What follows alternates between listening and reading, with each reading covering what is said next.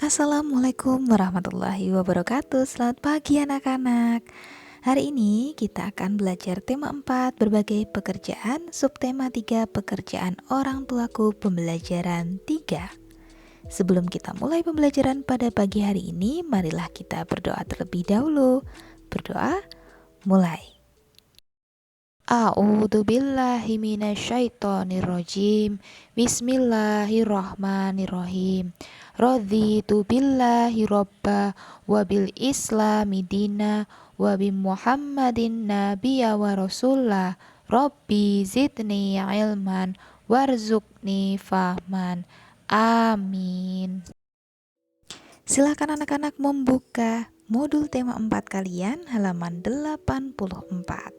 Kalian baca baik-baik bacaan di halaman 84 sampai 85.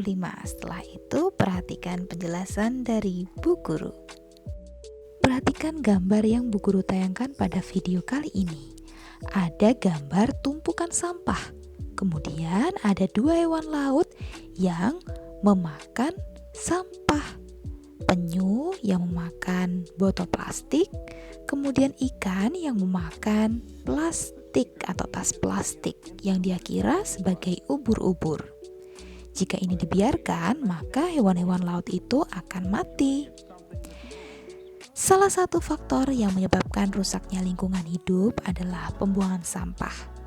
Sampah-sampah itu diangkut oleh truk-truk khusus dan dibuang atau ditumpuk begitu saja di tempat yang sudah disediakan tanpa diapa-apakan. Hal ini akan berpengaruh terhadap lingkungan sekitar, di mana lingkungan akan menjadi kotor dan sampah yang membusuk akan menjadi bibit penyakit di kemudian hari. Selain itu, sampah-sampah juga seringkali dibuang sembarangan di laut dan di sungai. Walaupun terbukti sampah itu dapat merugikan bila tidak dikelola dengan baik, tapi ada sisi manfaatnya.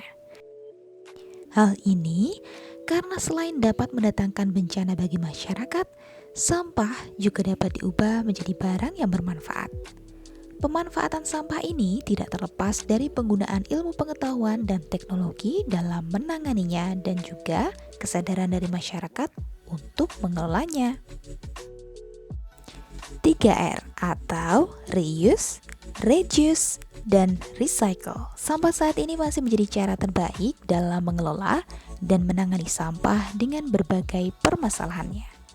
Penerapan sistem 3R menjadi salah satu solusi pengelolaan sampah di samping mengelola sampah menjadi kompos atau memanfaatkan sampah menjadi sumber listrik, atau kita sebut sebagai PLTS, pembangkit listrik tenaga sampah.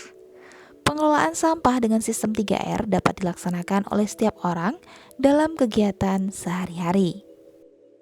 3R terdiri atas reuse, reduce, dan recycle. Reuse berarti menggunakan kembali sampah yang masih dapat digunakan untuk fungsi yang sama ataupun fungsi lainnya. Reduce berarti mengurangi segala sesuatu yang mengakibatkan sampah. Recycle berarti mengelola kembali atau mendaur ulang sampah menjadi barang atau produk yang baru dan bermanfaat. Mengelola sampah dengan sistem 3R, reuse, reduce, dan recycle dapat dilakukan oleh siapa saja, kapan saja, dan di mana saja, serta tanpa biaya. Hanya memerlukan sedikit waktu dan kepedulian kita saja. Nah, berikut ini adalah kegiatan reuse, reduce, recycle atau 3R yang dapat dilakukan di rumah, sekolah, kantor, ataupun di tempat-tempat umum lainnya. Perhatikan baik-baik. Berikut adalah contoh kegiatan reuse sehari-hari. Yang pertama adalah memilih wadah, kantong, atau benda yang dapat digunakan beberapa kali atau berulang-ulang, misalnya menggunakan serbet dari kain daripada menggunakan tisu. Kemudian menggunakan baterai yang dapat di-charge kembali. Yang kedua, menggunakan kembali wadah atau kemasan yang telah kosong untuk fungsi yang sama atau fungsi lainnya. Misalnya botol bekas minuman digunakan kembali menjadi tempat minyak goreng. Yang ketiga, menggunakan alat-alat penyimpan elektronik yang dapat dihapus dan ditulis kembali. Yang keempat, menggunakan sisi kertas yang masih kosong untuk menulis. Kelima, menggunakan email atau surat elektronik untuk berkirim surat. 6.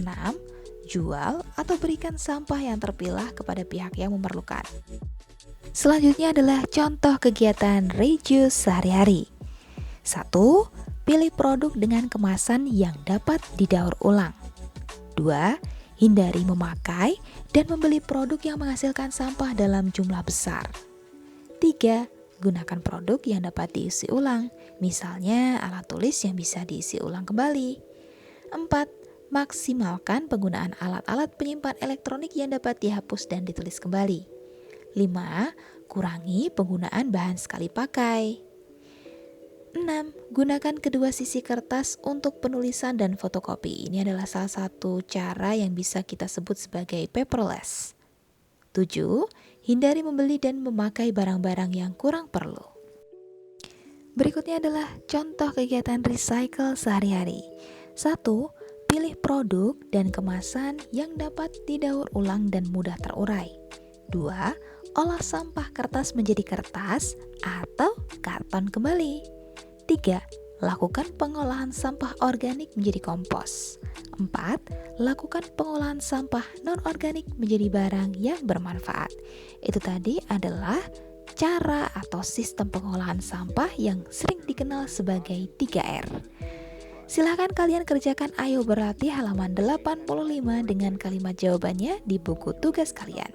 Jika sudah selesai, silahkan kalian foto dan kirimkan melalui chat pribadi ke Bu Guru. Bu Guru tunggu sampai pukul 21 waktu Indonesia Barat. Selamat mengerjakan!